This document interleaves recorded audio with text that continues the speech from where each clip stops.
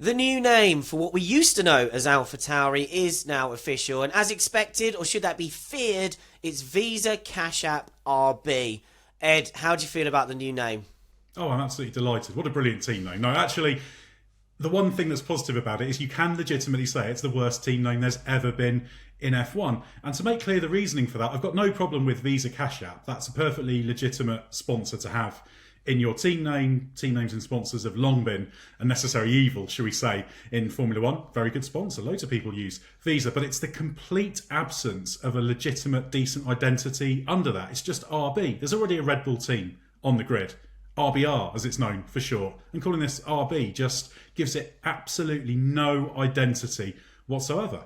Yeah, I suppose you could call it RB2 or RB Junior, that's clearly a very, maybe cynical is the wrong word, but it's very deliberate wiping of a previous identity, isn't it? So it's not Visa Cash App AlphaTauri, where everyone go, oh, we'll just call it AlphaTauri, because that's what it was already. But there is another one of these situations going on the grid right now as well. We should mention that early in this video, and that's Stake. So the team, once known as Sauber, once known as Alfa Romeo, it's had plenty of brands, trying to be Stake F1 team this year. Full disclosure, we've been running adverts for Stake on the race website.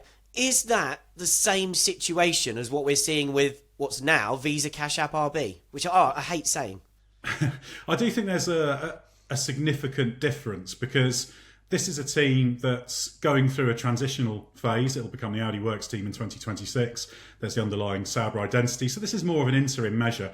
If Red Bull's second team was in an interim period on the same basis, you'd say, well, this is a bit unimaginative, but okay, it's temporary, that's fine. The difference here is Red Bull had the chance. Red Bull, a great marketing company as well. That's what they've built their whole empire on. Had the chance to come up with an identity for this team from scratch, and they were utterly unimaginative. You could have come up with one that was pretty much run over by the sponsor name that wasn't RB and at least had some iota of imagination. This totally lacks that. So that's the difference to me between RB, Visa Cash App RB, and Stake. You can say it's on a similar spectrum, but just different ends of it. I think Red Bull's second team's just gone too far, especially for a team, the rhetoric of which is we're no longer a junior team, we're no longer a second team, we're trying to do more and more ourselves. It's just really bizarre. And also, the Sauber name sort of remains. It's somewhere on the entry list. So if you just want to call that team Sauber, you kind of still can. It feels more awkward if you want to keep calling this team AlphaTauri, because that's now gone. They've obviously not brought back Toro Rosso, or maybe we should call him Minardi.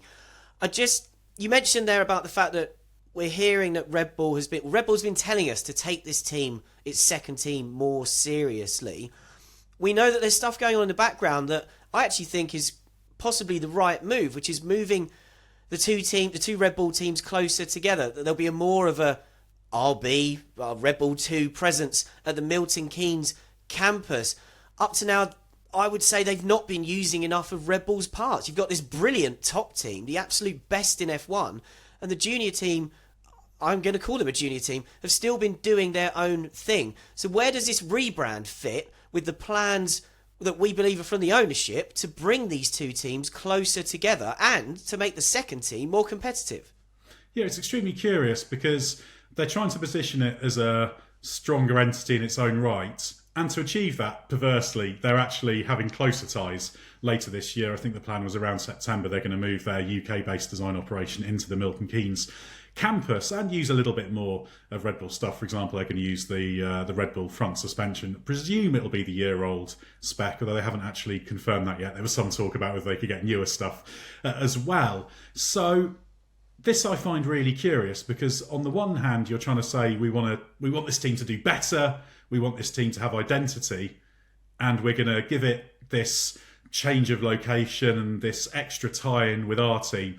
If anything, doing that means they need to work even harder with the identity. So that's why it's so curious, giving it this almost placeholder.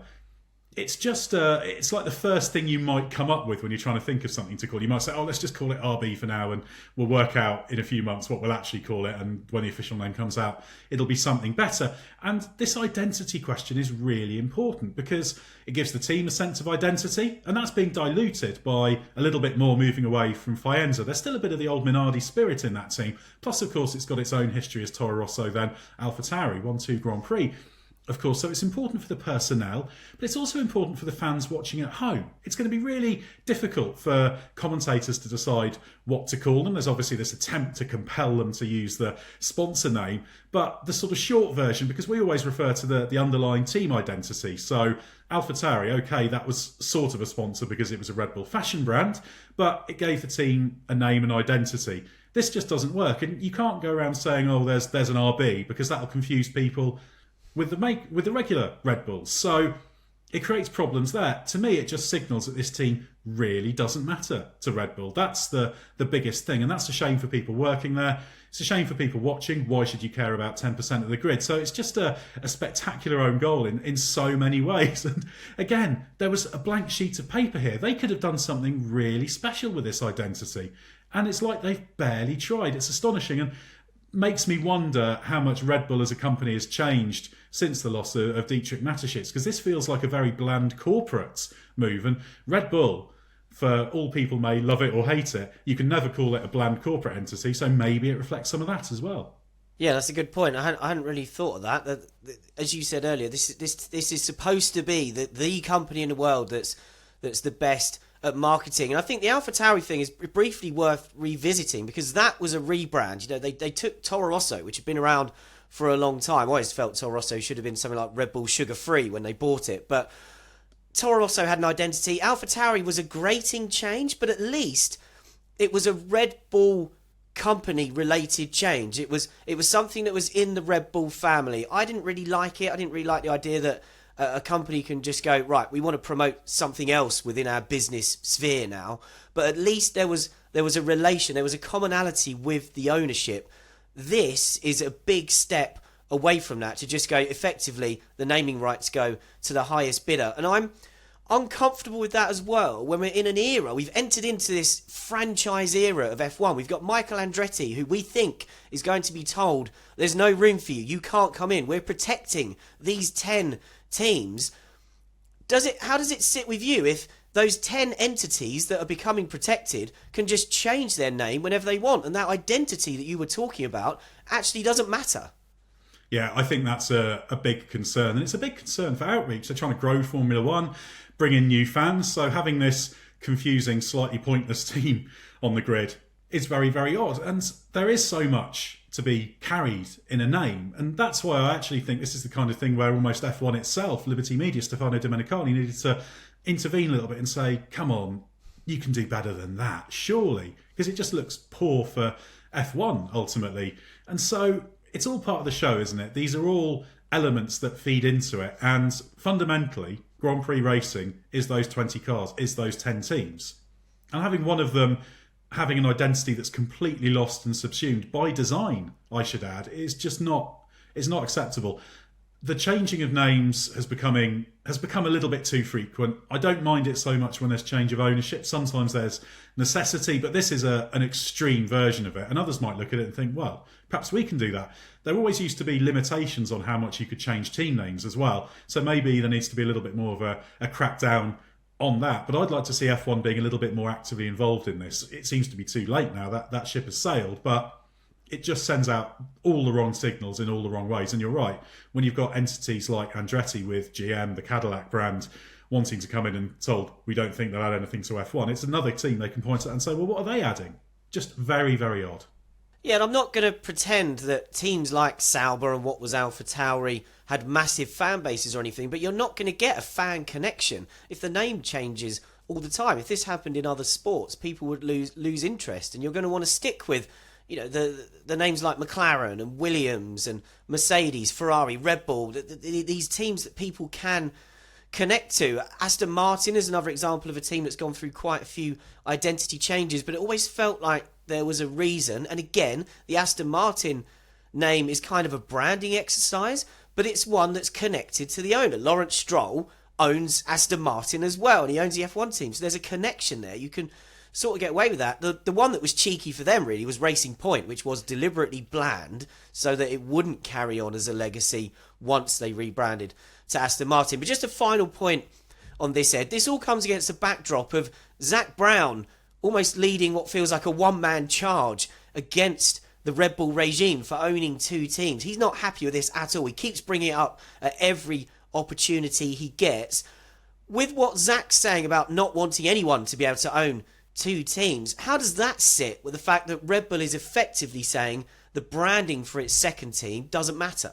Well, Zak Brown's fundamental underlying point is absolutely right. There shouldn't be common ownership in F1. The 2026 Concord should prevent that. That's very important for sporting integrity. However, it's important to note that Red Bull was basically begged to buy this team when it was ailing as Minardi back at the end of 2005. So they haven't done this out of some Machiavellian plot. They did it out of necessity to help F1, and you can't force them to sell. Yeah, they did F1 a favour, didn't they? Exactly, they did. And you can't, like I say, you can't force them to sell because that would mean the value plummets, but you can perhaps find ways to persuade them, to encourage them to realise the value of this team. So I think that's an important thing to change, but they are effectively grandfathered in that status. The reason that Zak Brown's so concerned is because of fears, not even necessarily of what they're doing technically now, but the concerns there'll be closer collaboration with the move to the UK. There are always going to be question marks about that with the moving into the Milton Keynes campus. So it seems astonishing to me that Red Bull have basically obliterated its second team identity, effectively called it RB to say, yep, this is very much a second RB team.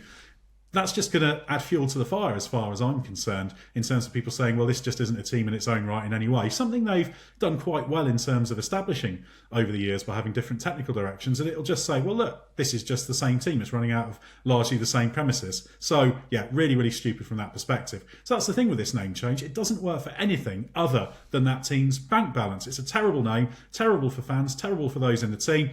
Stupid politically for Red Bull. So just bad all round, which just underscores how foolish a decision this is.